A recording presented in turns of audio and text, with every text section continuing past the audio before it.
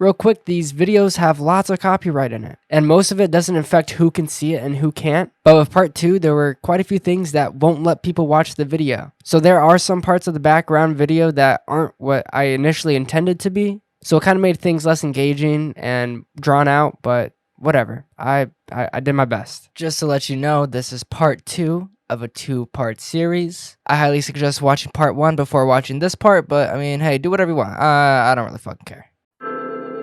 Yeah. Can you turn up my headphones? Yeah. This music go with my funeral. Yeah. Holy shit. I genuinely don't really know where to start with this one. I was kind of lying. The only way to start out with this review is to say that I absolutely love this mixtape. And don't worry, I'm not going to switch up my opinion at the end this time. Up to this point, we haven't seen Mac be so versatile on a single mixtape. And to be honest, maybe besides swimming, this is Mac's most versatile and diverse project ever. That definitely comes down to who you ask, but nonetheless, it's up there without a doubt, and that's not opinion, that is facts. Now, I think the biggest thing about this mixtape is Mac's experimentation. We heard a good amount of experimentation from Mac in watching movies with the sound off, but it feels like Mac just found a groove and it worked so goddamn well. Going back to versatility, every song of this mixtape is a different treat. Like how every song on Kids was a sweet treat, every song on Faces is a different full course dinner every song. On Insomniac, it feels like I'm getting a nice sweet creme brulee, and on What Do You Do feels like I'm getting a prime steak that's been basted in everything. I really hope those analogies make sense to you. I swear that's the best way I can explain the versatility. Anyways, unlike Mac's earlier projects, which I found myself getting kind of sick of the same premise, I don't get sick of any of this mixtape at all. But to bring some context into Faces, Mac was at a very poor state in his life. Having suicidal thoughts days before releasing, having a dangerous drug habit, and staying up about 5 days at a time just making music. And we see that written all over this mixtape. I'm recording like I'll die tomorrow. At the rate I'm getting high, it'll be hard for me to find tomorrow. But I just... Now that I've mentioned Malibu, I want to say I really love the experimentation on this song.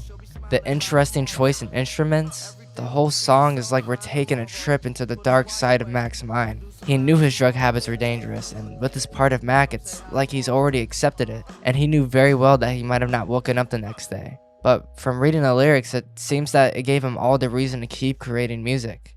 I also want to mention Inside Outside. Inside Outside is just simply the perfect intro for Faces. There does seem to be a glimpse of Mac's old cockiness, but I don't know what it is about Faces, but it just hits in a different way. I mean, he goes from saying, Motherfucker, I feel like the hardest working kid in America playing with the... on Kids, to I'm the hardest working person in the universe on Faces. Maybe I'm just speaking bullshit, but this is the shit. To add, and here we go, Mac says, I did it all without a Drake feature. And then proceeds to have a Rick Ross feature in Insomniac. And some people might badmouth Mac for that. Anthony Fontano, I'm not letting go of that. And how he got where he is, all without a Drake verse, all without a Jay verse. But I think Mac Miller is kind of guilty of the same thing on this very project with the Rick Ross verse that pops up later. But I feel like it was Mac just saying, I've made it, and now I'm gonna work with who I want and when I want. And of course, I can't talk about Here We Go without saying I absolutely love the jazzy experimental beat. Fuck, dude, I just fucking love it! Next, I would like to talk about the examples of extrospection and introspection within this mixtape. Extrospection being the examination or observation of what is outside of oneself, and introspection being the exact opposite, examination or observation of what is inside of oneself, what goes on in one's head and why. I think a great example of extrospection is Funeral, part of a 3-part trilogy including Happy Birthday and Wedding. But for now, I'll just talk about Funeral, just a song that explores that one may contemplate during death, the meaning of life, moments of their life that meant a lot. Essentially, I think this song shows Mac's interpretation of life flashing before one's eyes. In Mac's lyric, me ashamed that my tragedy, my masterpiece. Yeah. Is a lyric that could sum up Faces to the simplest of degrees. At least for me. Anyways, a great example of introspection is Colors and Shapes. I have one lyric for you and one lyric only. He looked up and smiled, asked me how do you do. I told him I'm losing my grip. He told me, son, if you want to hold on to yourself, then let yourself slip. One lyric that, at least to me, can mean so much in such few words. It's deep, it has depth, it's a beautiful fucking lyric. There are more examples of introspection, but I found this example to be the most powerful. Anyways, to start to wrap this up, Happy Birthday and Wedding are the other two songs that go along with Funeral. And Happy Birthday goes into a more metaphorical illustration of how Mac feels about his music, which is what I believe. Everything leading up to this point has been a birthday party, besides watching movies with the sound off. All his earlier projects gave good feelings like a birthday party, but in the song he begins asking random, super deep questions about the meaning of life. The things that I believe Mac is more interested in. The things he wants to make music about. The things he wants to talk about, and it seemingly is not cared by lots of people. Happy birthday, thanks. How the fuck you feel? Good. Do you ever sit and wonder what is real? Do you ever reach to touch her but there's nothing there? Of course, there's plenty of ways for the song to be interpreted, but that's how I interpreted it when I first heard it. Of course, the intended interpretation is supposed to be, you know, there's a birthday party happening upstairs and no one really cares about the slump that Mac is in. Hence him asking these random, super deep questions about life and people being confused. But I thought it was an interesting take that I might as well just put in the video. Then Wedding explores everything about love, the drawbacks that come with it, but also that the drawbacks are the things that bring people closest together. Both of the songs I think can have lots of interpretations, but that's how I see them, and that's what I thought when I heard them. Lastly, I want to talk about What Do You Do with Sir Michael Rocks. I really fucking like it. Now that everything's said and done, I give this mixtape a extremely solid 9.5 out of 10. Yep. Now fuck you, I'm recommending 2 songs for this mixtape. Funeral and Colors and Shapes. Just trust me. Came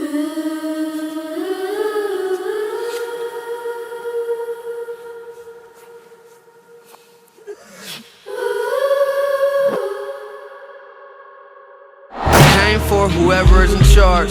Just go and get yourself a weapon. Well, I guess to start this review, I guess I'll talk about Mac's philosophy, I guess I could call it that, when making this album, and that was to bring the fun back. After watching movies and faces, it seems like a perfect time, but the fun is questionable on this album. There's no question that it's fun, for us, but I don't know how I'm supposed to feel when Mac talks about letting his money pile up in his more upbeat and hip-hop orientated songs, when in Ascension he goes, Family, my sanity, go down when my cash go up. It makes me question if Mac was putting on an act, but that's something that affects the music for me and not everybody. But going back to Mac wanting to bring the fun back, I remember in a documentary I watched on YouTube, Mac first started freestyling, at least in front of people, in his friend's attic while smoking weed. We was in the attic, you could smell the weed. And Mac included lots of good feeling shit like this within the album, which you gotta love it, but it does make me question why it didn't stick with him for the rest of his music career. And the very presumptuous consensus I came to is that a lot of this album, in a sense, is just reminiscing on how he was in the past, in hopes of bringing back the feelings that brought so much joy in the past to the present. And this is all assumptions, as I said before, but it's just what I thought. I know this might sound a bit pessimistic, but I hope I'm bringing a perspective that possibly you haven't considered before. And I hope you understand why I say this, especially considering his last 2 projects. Dude, I don't know how I come up with all this negative shit for all these projects that are supposed to be good feeling. If you're confused on why I say that, then maybe you should watch part 1, baby! But anyways, I did find lots of these songs fun, but I also found some of these songs forgettable. I found Brand Name, Clubhouse, 2 Matches, and the beginning of Perfect Circle / Godspeed the most fun songs off this album. I'll get a lot more in depth into Perfect Circle / Godspeed later, but some lyrics I want to touch up on were, Everyone who sell me drugs, don't mix it with that bullshit. I'm hoping not to join the 27 club. Just want to cope. a lyric that hits harder after he's gone. Even up to this point where Mac has touched up on his drug problem, he was still well aware of his dangerous habits. And another lyric that hits harder after Mac has passed. Made a promise to my mama that I'll bless her with some grandkids. I just thought that these were lyrics that I had to mention. But to move on to another point, it felt like Mac couldn't decide whether to make this album full-fledged fun and lifestyle based and sort of keep away the negative feelings he has had up to this point, or to go all out in a more poetic and raw, depressing feeling type of way. But I do believe when he did get more poetic and spoke his raw, more depressing, darker feelings, I think it made for more interesting music, to say the least. It is kind of depressing that it's like that, but it's true for me. I do want to say now, after watching this interview, I do appreciate that this album has the mix of ups and downs that it has, because that's life. things are never going to be full-fledged fun forever, and things are never going to be full-fledged raw, depressing, and emotional feelings forever. Anyways, now that I'm talking about full-fledged fun and full-fledged raw feelings, I want to talk about Perfect Circle / Godspeed. First, I think this is the best song, or songs, on the album, without a doubt, in my opinion. Now then, the beginning is probably the most fun I've had through this whole album. I felt like I was in a movie and I was the main character. I cannot be any more serious when I say that. With that piano riff, To the store and get cigars, yeah.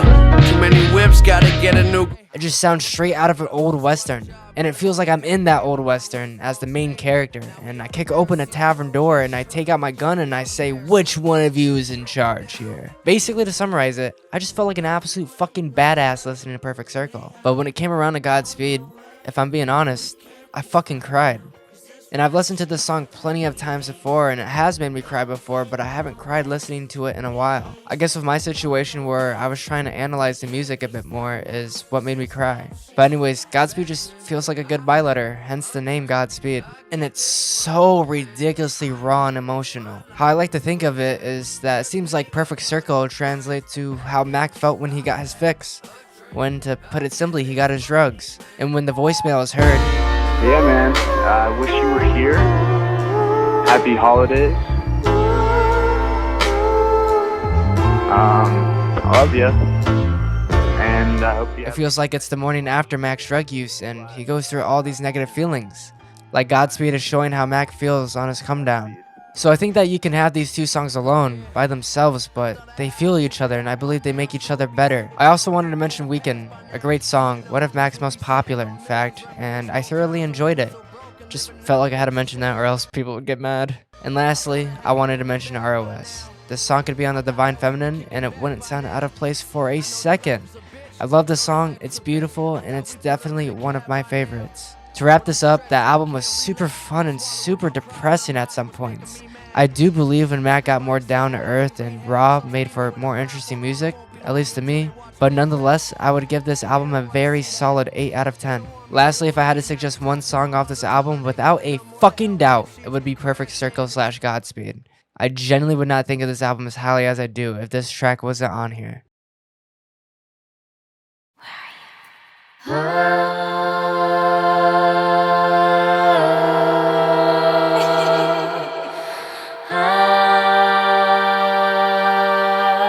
The Devine Feminine, an album by Mac Miller.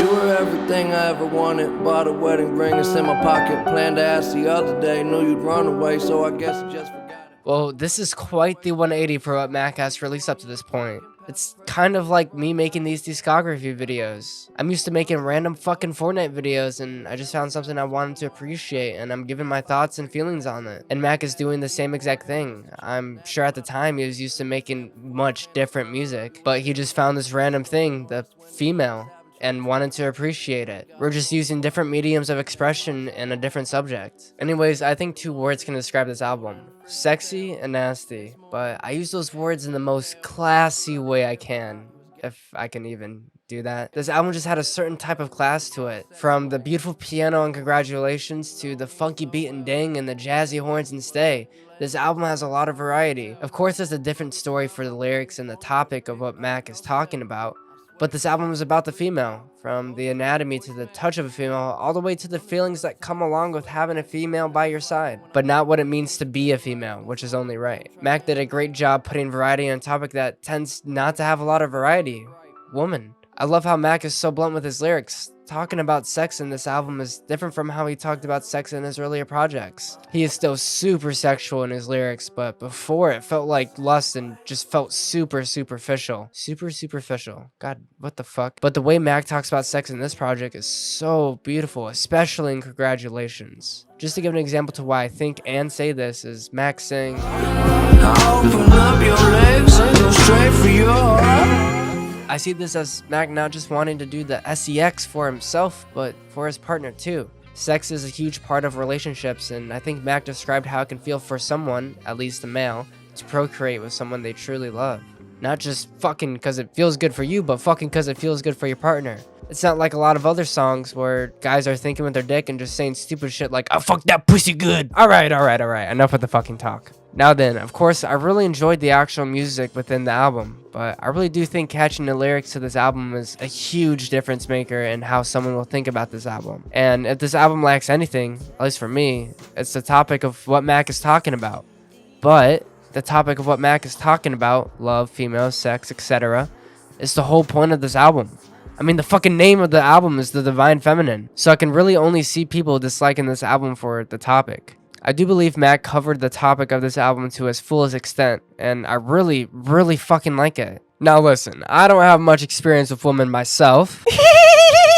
Yet, I feel like I'm on a date with the woman of my dreams in this album. Also, I found quite a few of these songs very ambitious, with God is Fair, Sexy Nasty, and Cinderella being over 8 minutes long. And it's not like they're filled with a bunch of random features like Oldie from Odd Future. Yes, I know God is Fair had a long-ass sample about a cheating wife at the end. I was quite surprised to see this album to be a little under an hour long with only 10 songs. Comparing it to Faces, which was 25 songs but about an hour and a half long, it feels like Mac just found a catalyst to put so much time into a relatively short album considering the song count. For Faces, his catalyst was, well, many things, but from my perspective, it was drugs and his many problems. The biggest one being whether or not he knew he'd wake up the next day. That helped create such an ambitious mixtape. But for the Devine Feminine, I think his catalyst was, well, the female, obviously. And the female not necessarily being a negative thing, I think that it worked out in a way that made for more clear music. I'll explain a bit more on that. For example, the Faces, there never really was a clear objective about the mixtape.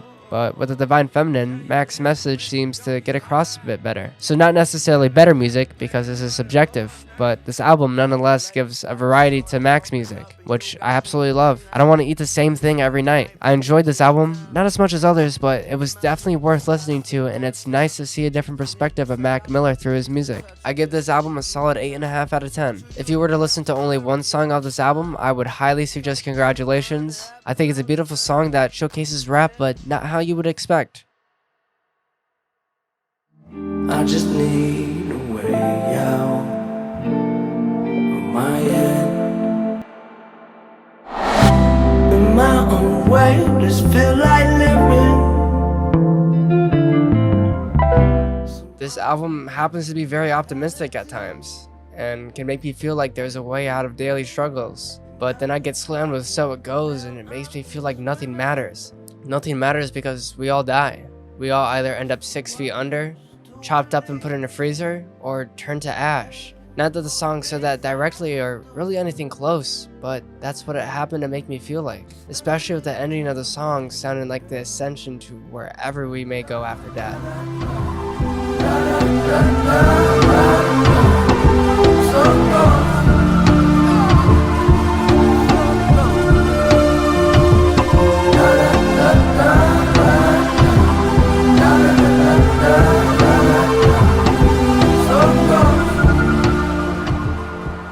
This is one of Mac's most emotional albums ever. For some people, his most emotional. But bare bones, this album can be a catalyst to our emotions.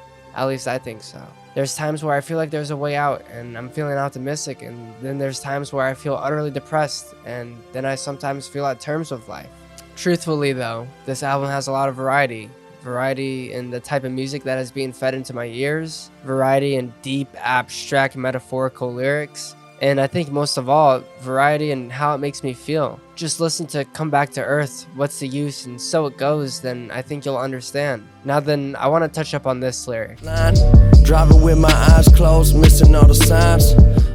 Mac obviously had his own interpretation of his own lyric, but I'm gonna give you my interpretation. But before that, the assumed intended interpretation is Mac in that present is being very reckless with his drug use, and he's missing all the signs to stop. But I see this as Mac sort of looking at his past with his lyric. Now, let me explain. During the Kids era, it kind of seemed like Mac was driving with his eyes closed. He was going where he wanted, but at the same time, he was missing all the signs. I see these signs as a metaphorical representation of signs that this way of life Mac Mac illustrated so much can lead to bad habits, which unfortunately did for Mac. And of course, as I said earlier, there's definitely a present meaning of this lyric at the time, but I thought that I would say what I first thought about it. I also wanted to touch up on how swimming felt experimental in its very own way. Watching movies and Faces was very experimental and sort of strange at the first listen, but the music within this album has its own type of experimentation. For example, at the beginning and end of Jet Fuel, the bass and What's the Use, these are just things that Mac hasn't really done up to this point in his career. Mac just seemed to never stop experimenting, which in return I believe creates for great music and great lyrics. Now then, I would like to talk about 2009, a very emotional song on this album. The beginning is beautiful with the string instruments and the piano, but personally I didn't really enjoy the song, at least at first. I didn't really like the vocals, it just didn't hit me right, but the lyrics are huge. They had the tiebreaker in whether or not I like this song. Which I do like this song. Definitely not something I play casually, but something that can cut me emotionally. And I do want to say I absolutely love the live version of 2009 from the NPR Tiny Desk video with Mac. To wrap this up, this album offers a lot. It's hard to give this album anything less than a 9 out of 10, so I'm gonna give it an 8.5 out of 10. I'm just kidding. Sort of. I think just at the moment this album is sort of getting old for me, but on the first listen, without a doubt, I give it a light 9 out of 10. During the time of listening, I couldn't ask for much better, maybe besides some vocals being more present and such, but lots of times this album cuts too deep emotionally for me to give a fuck about the vocals. Now then, for this album, I've had the hardest time to come up with only one song to suggest, so I suggest listening to the whole album, but if for some reason you only have a few minutes left to live, I recommend So It Goes, my personal favorite song of the album. I'd stand up right at the start of the line, drawing circles. Well, I drink my whiskey, you sip your wine. This is simply my favorite project ever released under the name of Mac Miller. This was Mac's first posthumous album, and I also think this is the best posthumous project ever released by an artist. Of course, there's plenty of posthumous albums released that I haven't heard, but this album resonates with me so much emotionally, spiritually, and it's down to earth relatable, at least for me. So I don't really give a fuck. This album is also a great sequel to Swimming. The concept is swimming in circles, and while this album is similar to Swimming in quite a few aspects, I think that this album shows its emotion in more ways that are a bit easier to understand. The abstract ways he describes his feelings is more about himself putting himself in a circle, which I think it makes it a bit easier to understand. The thing about Swimming was that I didn't really understand a decent amount of the metaphors and such, so I believe Circles is more mature and down to earth than Swimming, which doesn't necessarily make it a better album, but it's something that I personally strive for. There's some people that are just the happiest people on the planet and might not be able to understand or at least resonate with the deep, metaphorical, and well-played lyrics of this album. And considering that lots of this album isn't rap, it has great wordplay. Faces and many of Mac's other projects had great rhyme schemes and wordplay too, but the concepts of the wordplay on this album are so simple yet so ridiculously deep and emotional. No lie, but sometimes the truth don't sound like the truth. Maybe cause it ain't. I just love the way it sound when I say it.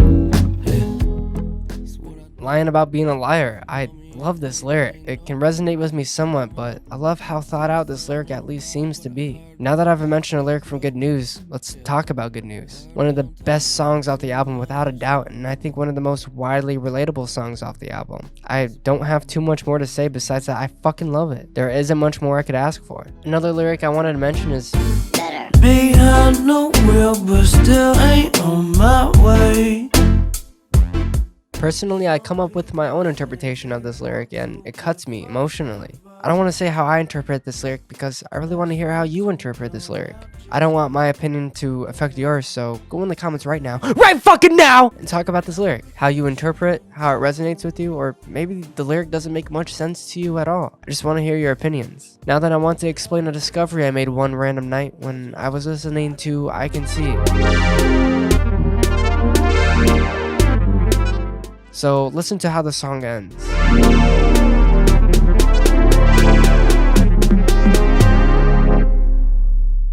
Now let's listen to this.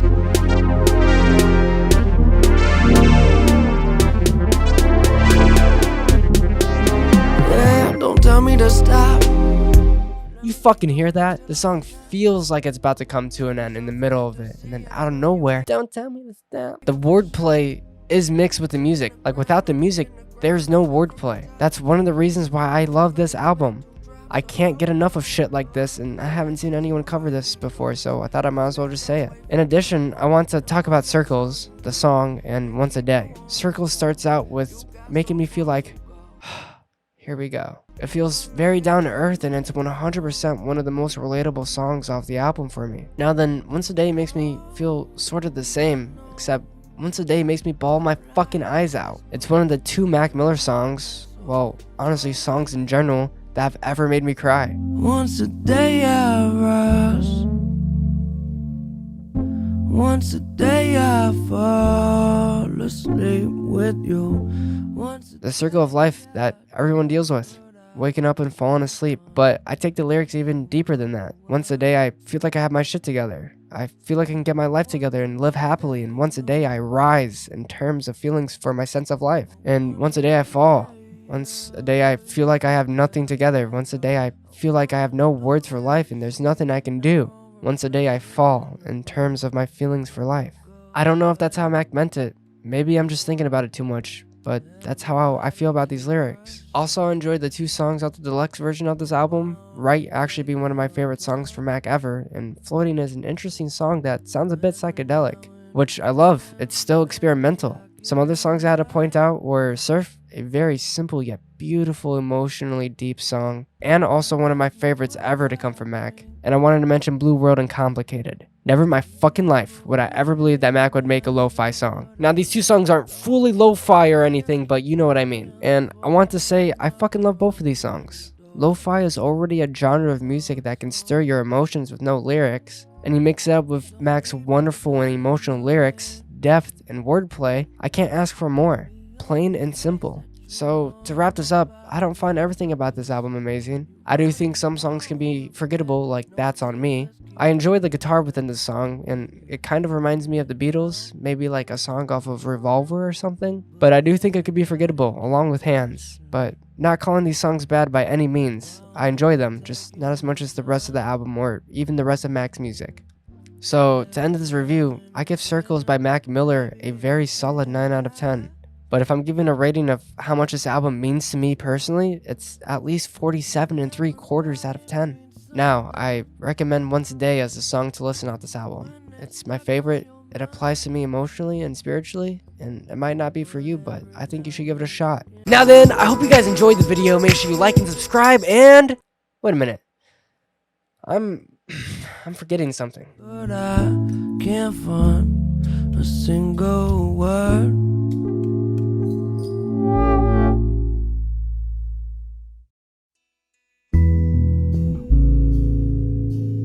Oh yeah, that's right. The album Circles is a circle. I suggest you watch this video if you haven't. This guy's a lot smarter than me. Now, for real this time, this is the end of the video. I know for a fact that there's plenty of people that just can't fathom my thoughts and opinions for whatever reasons they may have, but I hope at least some of you can appreciate a different perspective about this music. I really like Mac Miller's music, and I just really wanted to appreciate it and just give a video explaining my thoughts and feelings. Just because I didn't give every single project a 10 out of 10 doesn't mean I don't like it. I love lots of this music, and there's not really a specific piece of music I genuinely hate to the fucking... But one thing that I think we all can agree on is that Mac was a genuine artist, and he grew. He grew a lot. I would also like to mention that I wasn't 100% mentally present throughout my whole listening experience. I listened to a lot of fucking music for this video. So if you're like, what the fuck, how did he not mention... Let me know. You have a voice. Well, more like you have thumbs and a screen. But nonetheless, for me, it's not just about how objectively good things are. If I'm speaking from the perspective knowing that everyone likes different things, none of this music is quote unquote bad. It's all art and it's subjective. So, am I right about my takes? Fuck no, what the fuck do you think this is? But I'm not wrong either.